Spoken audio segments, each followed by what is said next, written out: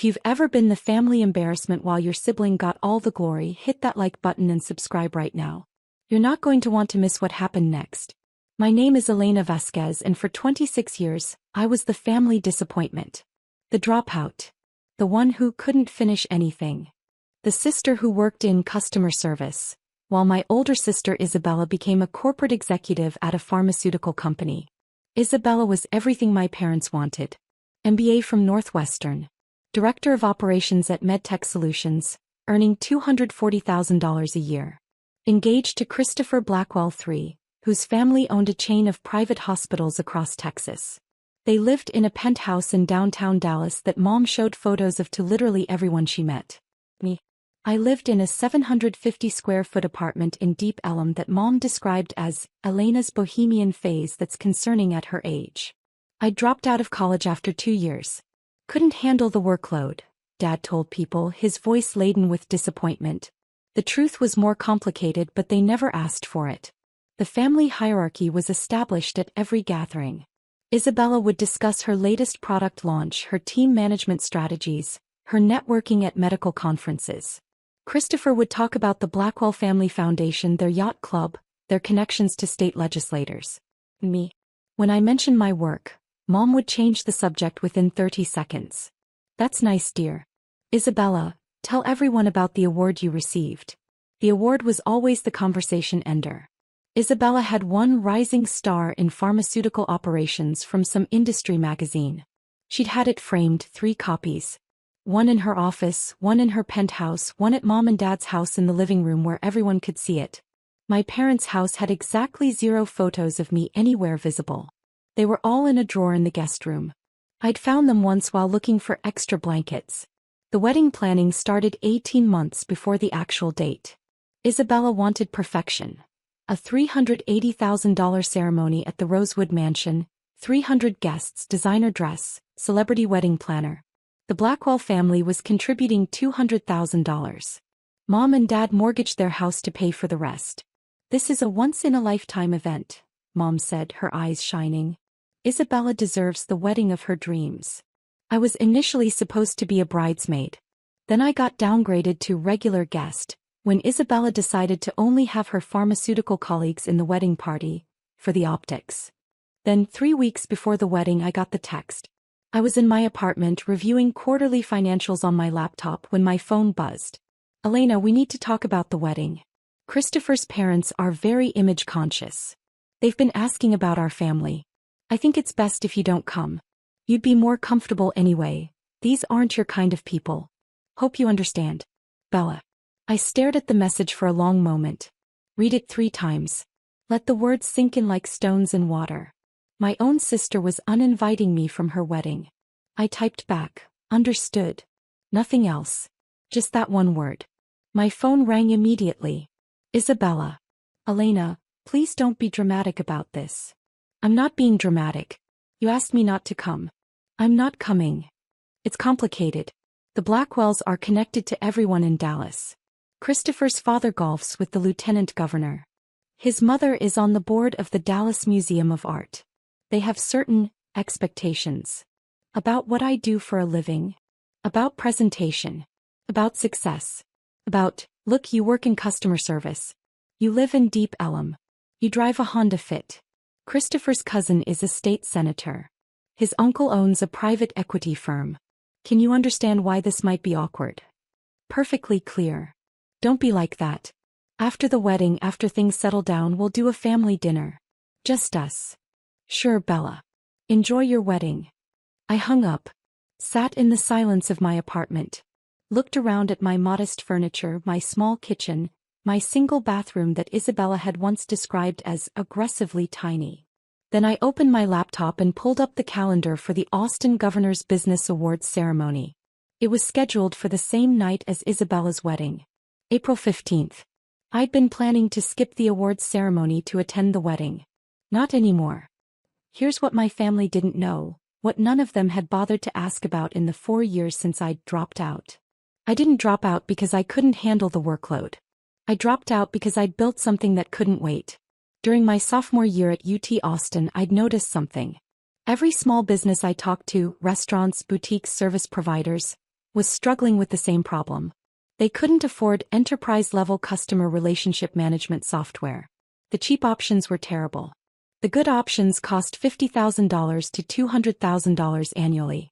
So I built something in between. I taught myself to code. Spent every night for 8 months building a CRM platform specifically designed for small businesses. Cloud-based, intuitive interface.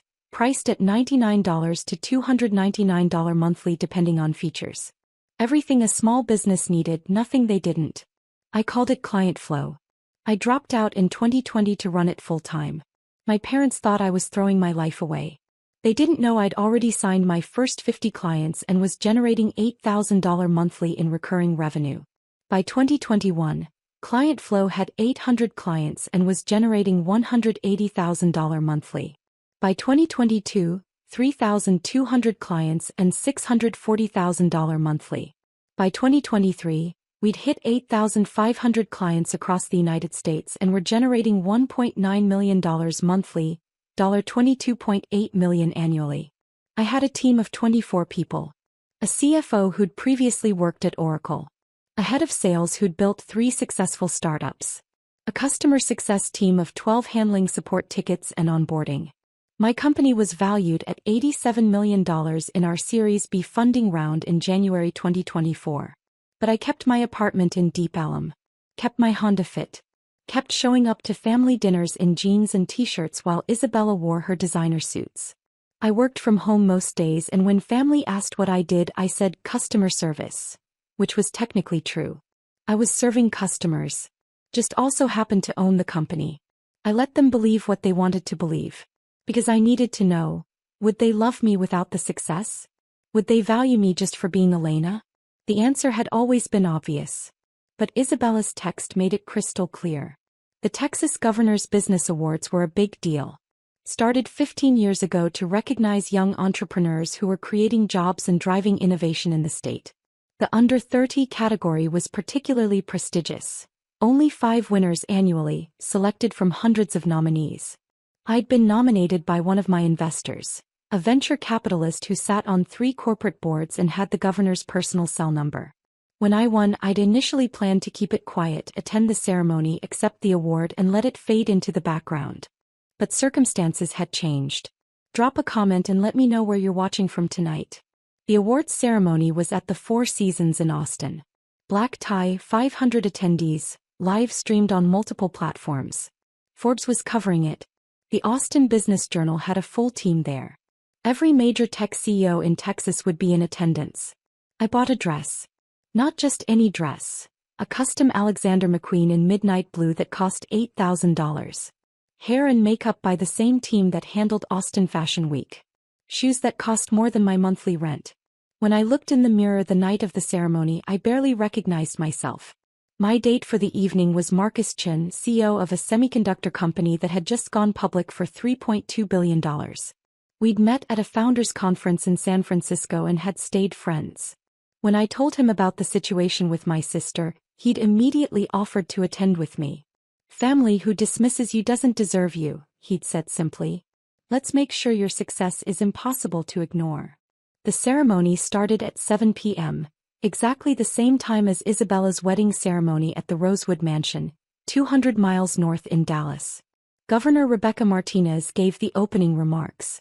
The room was filled with power, CEOs, investors, politicians, journalists. I sat at a front table with Marcus, my CFO David, and 2 of my early investors. The Under 30 awards were the centerpiece of the evening. They announced the winners in reverse order, 5th place through 1st place with increasing fanfare for each. When they got to 1st place, Governor Martinez returned to the podium.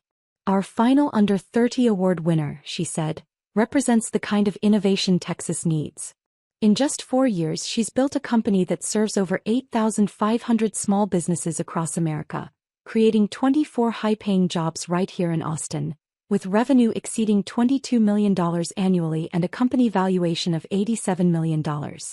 Photos of Client Flow appeared on the massive screens flanking the stage. Screenshots of our platform, testimonials from happy clients, graphs showing our explosive growth. She's a first-generation college student who dropped out to pursue her vision. She taught herself to code. She's disrupted an industry dominated by giants. And she's just 26 years old. The room was silent, hanging on every word. Please welcome to the stage, Elena Vasquez, founder and CEO of Client Flow. The room erupted in applause. I stood, Marcus squeezing my hand supportively. Walked to the stage in my $8,000 dress and $1,200 shoes. Shook hands with the governor of Texas. Governor Martinez handed me a crystal trophy. Heavy, substantial, impossibly more prestigious than Isabella's Industry Magazine award. Elena, the governor said into the microphone, tell us what drove you to build Client Flow. I took the microphone, looked out at 500 of the most powerful people in Texas business and spoke clearly. I built Client Flow because I saw small business owners being underserved. They needed tools to compete but couldn't afford them. I wanted to democratize access to technology that could transform their businesses. And you dropped out of college to do this? I did. It was the hardest decision of my life. My family didn't understand. They thought I was throwing away my future. I paused. Turns out I was building it. The room laughed and applauded. What advice would you give to young entrepreneurs whose families don't support them? Build it anyway, I said firmly. The people who truly love you will celebrate your success when they see it. And if they don't? Then you've built something even more important, your independence. More applause, louder this time. The governor posed with me for photos. Professional photographers captured the moment from every angle. The governor handing me the trophy, both of us smiling, the Client Flow logo on the screens behind us. Forbes posted the photos to social media within minutes. Tagged me, tagged Client Flow, tagged the governor. The caption read, Elena Vasquez, 26, receives the prestigious Governor's Under 30 CEO Award for building an $87 million company that's revolutionizing small business technology. Hashtag Texas Tech, hashtag Women in Business, hashtag Under 30 Inch. The post went viral immediately. 50,000 likes in the first hour. Comments from business leaders, entrepreneurs, journalists. Shares from major tech accounts. While Isabella was saying her vows at the Rosewood Mansion, I was trending on social media. My phone started buzzing incessantly. I'd silenced it for the ceremony, but I could feel it vibrating in my clutch. Text after text after text. I ignored it. Focused on the evening. Networked with CEOs who wanted to talk about Client Flow's growth strategy. Spoke with journalists who wanted interviews. Posed for more photos with Marcus, with my team, with other award winners. At 10 p.m. during the reception I finally checked my phone. 127 unread messages. The first was from my college roommate. Elena. You're on Forbes. The governor. What the actual fuck? Then my former study group. You built an $87 million company? Then people I hadn't talked to in years, all variations of the same shock and congratulations. And then buried in the avalanche. Mom. That. Isabella. Mom's message was time-stamped 7:47 p.m. during Isabella's wedding reception. Elena, people are showing me photos of you with the governor? Is this real? Please call me. Dad's was time-stamped 8:15 p.m. We need to talk about what we're seeing online. Why didn't you tell us? Isabella's was time-stamped 9:03 p.m. My wedding guests are all on their phones looking at your Forbes feature. You did this on purpose. On my wedding day. How could you? I put my phone away without responding. Marcus noticed my expression. Family. Family. You okay? Better than okay, I said. For the first time in my life, I don't need their approval. The aftermath was spectacular. By midnight, the Forbes article had 200,000 shares. The photos of me with the governor were everywhere. Twitter, LinkedIn, Instagram, Facebook. Business publications were requesting interviews. Venture capital firms were emailing about Series C funding discussions. Client Flow's website traffic increased 847% overnight. We received 2,300 demo requests in 24 hours. Our sales team was overwhelmed. The Texas business community was small and interconnected. It took less than 48 hours for the news to reach Christopher's parents. Isabella called me Sunday afternoon, 2 days after her wedding. I was in my apartment, still in my Client Flow t-shirt and sweatpants, reviewing demo request prioritization with my sales team over Zoom. I let it ring. She called again. I declined the call. She texted, "We need to talk. Please." I replied, "You uninvited me from your wedding because I'd embarrass you. What's left to talk about?" "I didn't know." "You didn't know because you never asked. You assumed." "Please, Elena." Christopher's parents saw the Forbes article. "They're asking why you weren't at the wedding. They think we're in a fight. This is making us look bad." I stared at that message for a long moment. Then typed, "Not my problem. Enjoy your marriage." She didn't respond. Mom called an hour later. I answered mostly because I was curious. "Elena Maria Vasquez, what is going on?" "Hi, Mom." "Don't hi, Mom me. An $87 million company? The governor? Forbes? And you didn't tell us. You never asked what I actually did for work. You said customer service." "I do customer service. I'm serving 8,500 customers. I just also happen to own the company." Silence on the other end. "Why didn't you tell us?" Her voice cracked slightly. "Would you have believed me?" "What?" "If I'd told you 4 years ago that I was building a company, that I'd dropped out of school to be an entrepreneur, would you have supported me? Or would you have told me I was throwing my life away?" More silence. "You have to understand, Elena. We were worried. You dropped out, you were living in that tiny apartment, you never seemed to have any money. I was reinvesting everything into the company. That's how startups work. We didn't know that. You didn't explain. I shouldn't have to explain myself to earn basic respect from my own family." My voice was calm but firm. "For 4 years, you've treated me like a failure. You've dismissed my work, patronized my choices, and compared me unfavorably to Isabella at every single opportunity. We never meant." "Mom." "Isabella uninvited me from her wedding because I would embarrass her in front of the Blackwells. That's not a misunderstanding. That's not poor communication. That's how little she thought of me. How little you all thought of me. She didn't mean it like that. She meant it exactly like that. And you know what? She was right to uninvite me. Because I would have embarrassed her, just not the way she thought." Hit that subscribe button if you've ever had to prove yourself to people who should have believed in you from the start, because what happened next changed everything. Mom tried to salvage the conversation. "Christopher's parents want to meet you. They're very impressed. They said." "Let me stop you there," I interrupted. "The Blackwells want to meet me now because Forbes said I'm successful. Not because I'm Isabella's sister. Not because I'm worth knowing as a person. Because I have monetary value to them. That's not fair. It's completely fair. It's the same reason Isabella uninvited me. I had no value to her social climbing. Now I do. But that doesn't mean I'm available for use. Elena, please. This is tearing our family apart." "No, Mom. This is revealing what our family actually is. There's a difference." I hung up. Turned my phone on Do Not Disturb. Got back to work. The business community's response was overwhelming. Within 1 week I had interview requests from Forbes, Business Insider, TechCrunch, and The Wall Street Journal. Speaking invitations from 3 major tech conferences. Series C funding offers from 7 venture capital firms. Acquisition inquiries from 2 public companies which I declined. Invitations to join 2 corporate boards. A request to speak at UT Austin's business school commencement. David, my CFO, was fielding calls nonstop. "Elena, we need to hire a PR person.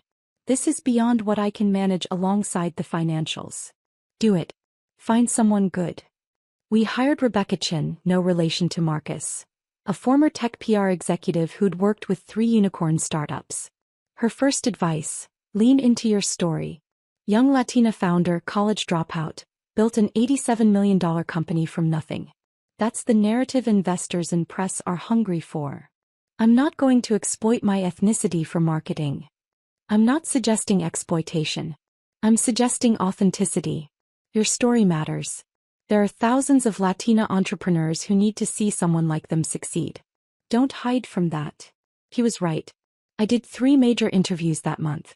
Each one, I talked about being a first-generation student, about the pressure to follow a traditional path, about the risk of dropping out, about building something from nothing. The response was incredible. I received hundreds of emails from young women, from first-generation students, from people whose families didn't understand their entrepreneurial ambitions. They told me my story gave them courage. Meanwhile, Isabella's life was imploding in slow motion. The Blackwell family, it turned out, was obsessed with status and connections. When they discovered Isabella had deliberately excluded her sister, the sister who was now a celebrated entrepreneur with the governor's personal endorsement, they were furious. Christopher's mother, Margaret Blackwell, was particularly angry. She sat on multiple charity boards and was deeply involved in Dallas high society. Having a connection to a successful young tech CEO would have been valuable for her nonprofit work and social standing. Isabella had cost her that connection. Christopher called me 3 weeks after the wedding. I almost didn't answer, but curiosity got the better of me. Elena, this is Christopher Blackwell. We haven't formally met. I know who you are. I'm calling to apologize for what happened with the wedding. Isabella made a mistake. Isabella made a choice, I corrected. A deliberate one. She was stressed. Wedding planning, the pressure from both families trying to make everything perfect. Christopher, I don't care about the excuses. Your fiancé, sorry, your wife, uninvited me from her wedding because she thought I'd embarrass her. That's not stress. That's judgment. That's her actual opinion of me. She didn't know about your company. And that's precisely the problem. She never bothered to ask. None of them did. They saw what they wanted to see. A dropout, a failure, someone beneath them. Now I'm useful, so suddenly I matter. Silence on his end. My mother wants to invite you to lunch, he said finally. She's on the board of several charities that could benefit from technology solutions. She'd love to discuss potential partnerships with Client Flow. No. I'm sorry. I said no. I'm not interested in partnering with people who only value me for what I can do for them.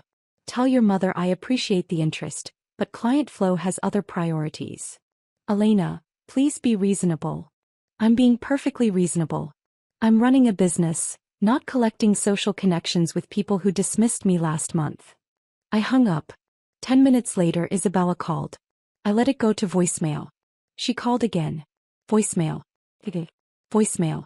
Finally, she texted, please talk to me. Christopher's family is furious. His mother is threatening to cut us off from the family foundation. She says I'm an embarrassment who doesn't understand the importance of family connections. Please. I stared at the message. The irony was so thick you could cut it with a knife. I replied, now you know how it feels to be called an embarrassment by your own family. Enjoy it. She tried calling 17 more times that day. I blocked her number. Mom showed up at my apartment the following Sunday. Just appeared at my door, which was bold considering I lived in a building with security and she didn't have the code. Someone must have let her in. Elena, we need to talk. Face to face. I considered closing the door. Instead, I let her in. My apartment suddenly felt smaller with her in it. She looked around, at my IKEA furniture, my small kitchen, my wall of photographs from my travels. Her expression was complicated, like she was seeing something that didn't compute. This is where you've been living? For 4 years. Yes. While you were building an $87 million company? While I was reinvesting every penny into growth. Yes. She sat down on my couch without being invited. Your father and I, we feel terrible. We didn't know. You didn't ask. You said you did customer service. I do. Just at a higher level than you assumed. I leaned against my kitchen counter. Mom, what do you want? Why are you here? I want to understand. Why didn't you tell us? I needed to know if you loved me without the success. If you'd value me just for being Elena. Your daughter. Not Elena the CEO, not Elena the award winner. Just Elena. Of course we love you. Do you? Because for 4 years, you've treated me like a disappointment. You've praised Isabella constantly while dismissing everything I did. You've introduced her as my daughter, the pharmaceutical executive, and me as my younger daughter who does various things. Her face crumpled slightly. I didn't realize. That's the problem. You didn't realize because you didn't care enough to look deeper. You saw what you wanted to see, a dropout who couldn't hack it in college. It never occurred to you that I might have left for a good reason. What was the reason? Really? I built something that couldn't wait. Every day I stayed in school was a day my competitors got ahead. I had clients willing to pay for my product. I had investors interested in funding me. I had a window of opportunity that would close if I didn't act. So you dropped out. So I dropped out. And you've held it against me ever since. She looked down at her hands. Your father mortgaged the house for Isabella's wedding. I know. We couldn't have done that for you. We're tapped out now. When you get married, if you want a big wedding. Mom, I don't want a big wedding. And if I did, I'd pay for it myself. I can afford it. I paused. That's not why I'm upset. I'm upset because you valued Isabella's happiness enough to mortgage your house, but you couldn't be bothered to understand what I was building. We didn't know there was anything to understand. Because you never asked.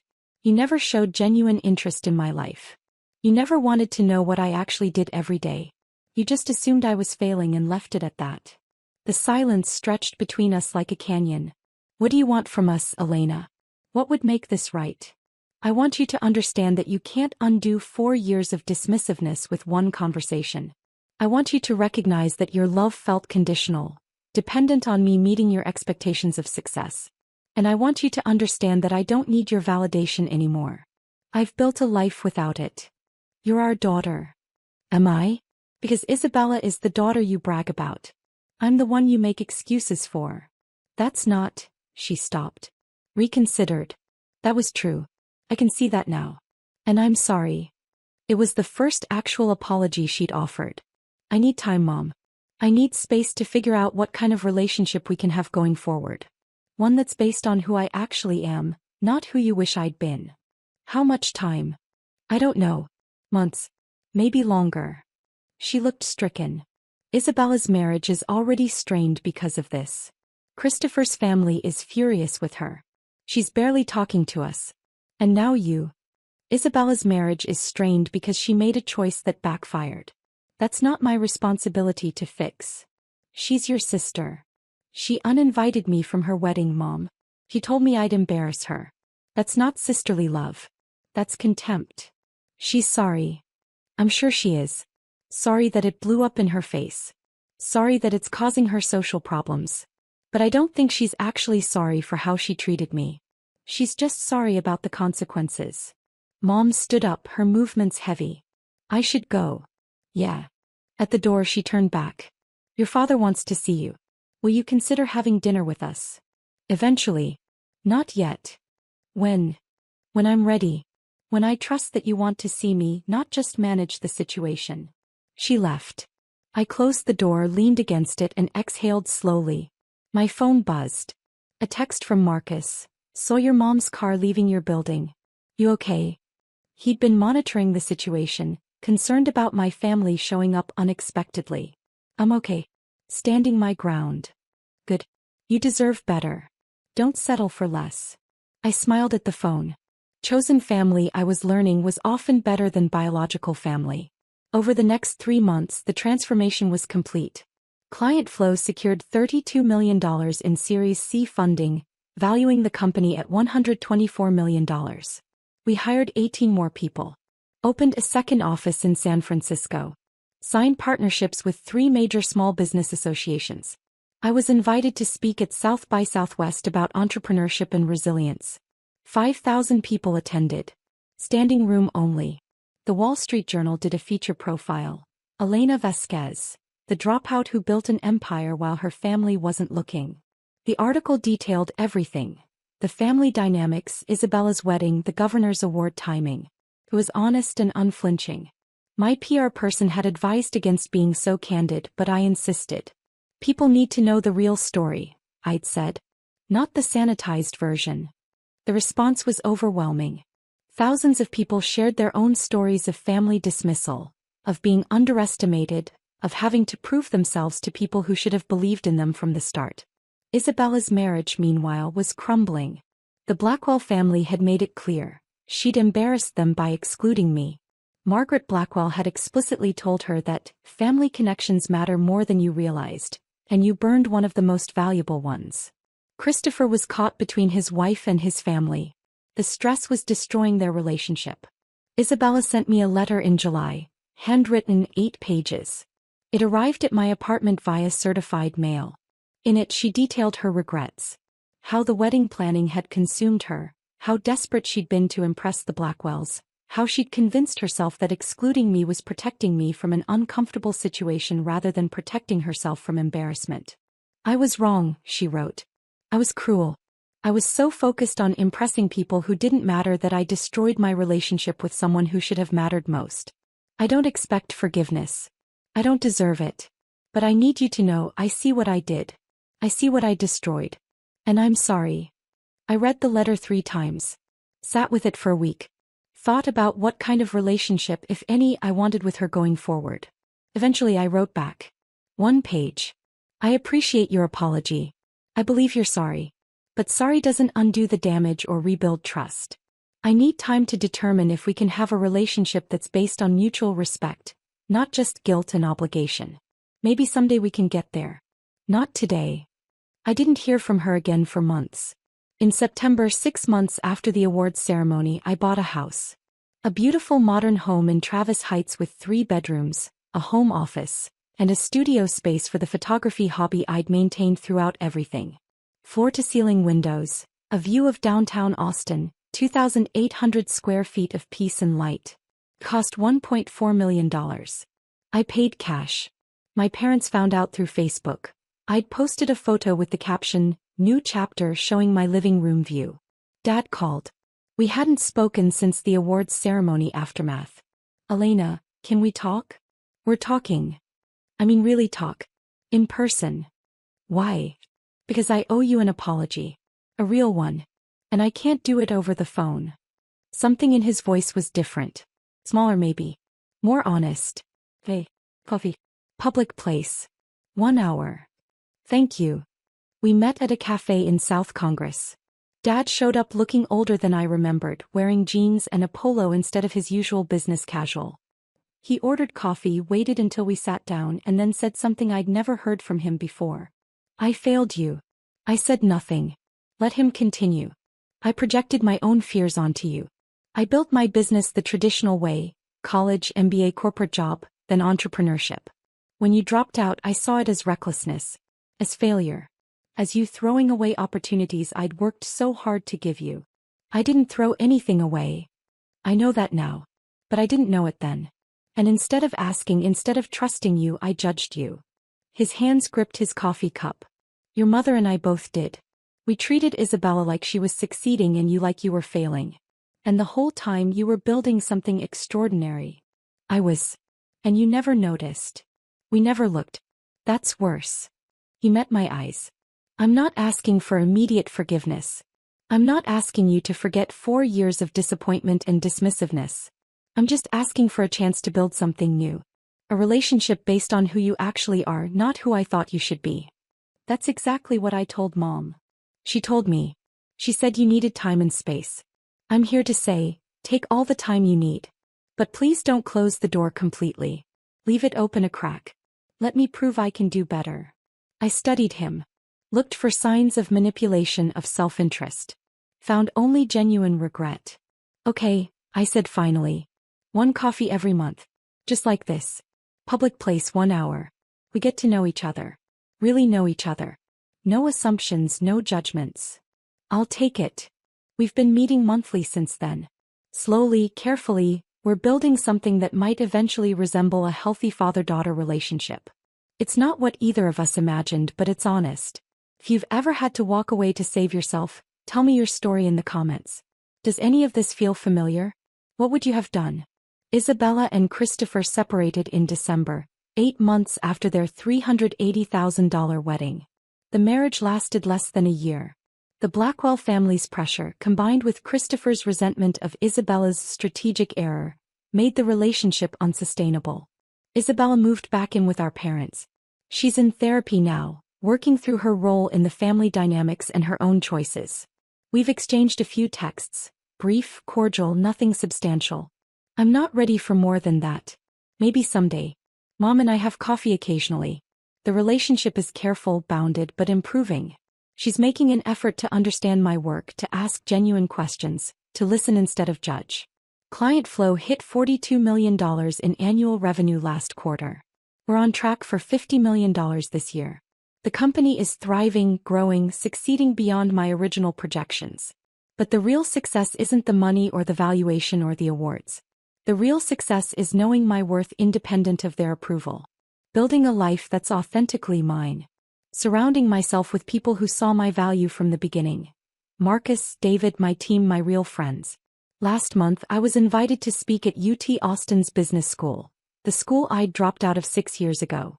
500 students attended. The dean introduced me as one of our most successful entrepreneurs, who had the courage to leave before we finished teaching her. The room laughed. I smiled. During the Q&A, a young woman raised her hand. How did you handle your family not supporting you? I thought about Isabella's text. About mom's dismissiveness. About dad's disappointment. About 4 years of being treated like a failure while building an empire. I built it anyway, I said simply. The people who truly love you will celebrate your success when they see it. And if they don't? Then you've built something even more important than a company. You've built your independence. The room erupted in applause. After the speech, dozens of students wanted to talk, to share their own stories of unsupportive families, to ask advice about taking risks their parents didn't understand. I stayed for 2 hours talking to each one, sharing what I'd learned. Because here's the truth they don't tell you about success. It's not about proving yourself to people who doubted you. It's about building something so authentic, so true to yourself, that their doubt becomes irrelevant. Isabella thought I'd embarrass her at her wedding. In a way, she was right. Just not the way she imagined. While she was performing for the Blackwells, I was receiving recognition from the governor. While she was trying to impress people who didn't matter, I was building something that would outlast all of their opinions. The greatest revenge isn't proving them wrong. It's building a life so fulfilling that their approval becomes unnecessary. I'm 28 now. Client flow is valued at $124 million and climbing. I own a beautiful home. I have genuine friendships. I'm building relationships with my parents based on honesty instead of performance. And Isabella? She's figuring out who she is without the Blackwell family approval, without her executive title she quit after the separation, without the validation she'd built her identity around. Maybe she'll find herself. Maybe we'll eventually rebuild our relationship. Maybe not. Either way, I'm okay. Because I learned the most important lesson of all. Your worth doesn't come from family approval or societal validation or impressive titles. Your worth comes from building something true, something yours, something that reflects who you actually are. And no one, not family, not in-laws, not anyone, can take that away from you. The trophy from the governor sits on my desk. Not because it proves anything to anyone else, but because it reminds me, I built this. On my own terms. Without permission. Without approval. And it was worth every single second of being underestimated.